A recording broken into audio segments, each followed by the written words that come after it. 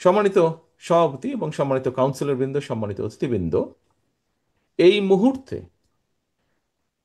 সমগ্র বাংলাদেশে কিন্তু একটি পরিবর্তন প্রত্যাশিত। প্রত্যেকটি মানুষ, যে কোনো মানুষ, সমাজের যে কোনো মানুষ একটি পরিবর্তন যাচ্ছে, একটি ভালো পরিবর্তন চাইছে। গত বছর অগাস্টের 5 তারিখ, মাত্র 1 বছর হয়েছে। 1 বছর আগে বহুল প্রত্যাশিত একটি পরিবর্তন হয়েছে বাংলাদেশে। আমার কাছে মনে হয়েছে 5 তারিখে বাংলাদেশের মানুষ হঠাৎ করে বুক ভরে শ্বাস নিতে পেরেছে। 5 তারিখে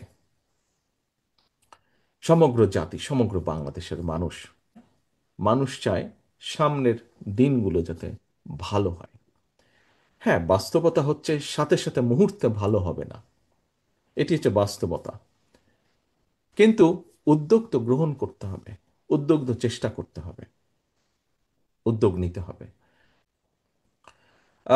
একটি কথা প্রচলিত আছে, বিভিন্ন সময় বিভিন্ন আলোচনা সভায় একটি কথা আসে যে যেই দলগুলো, রাজনৈতিক দলগুলো গণতন্ত্রের কথা বলে কিন্তু নিজেদের ভিতরেই প্র্যাকটিস করে না, তারা কেমন করে গণতন্ত্র প্রতিষ্ঠিত করবে?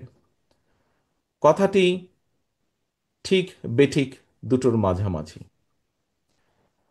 বিভিন্ন সীমাবদ্ধতার কারণে, বিভিন্ন কোনো অনেক কিছুর কারণে হয়তো সম্পূর্ণভাবে একটি দলের ভিতরে সেই প্রক্রিয়াটি এখনো চালু হয়ে ওঠেনি বাংলাদেশের রাজনৈতিক দলগুলোর মধ্যে। কাউন্সিলরবৃন্দ, আসুন আমরা আজকে নিজের মনের মধ্যে অন্তত একটি বিশ্বাস, একটি প্রত্যাশাকে আমরা খুব গভীরভাবে ধারণ করি।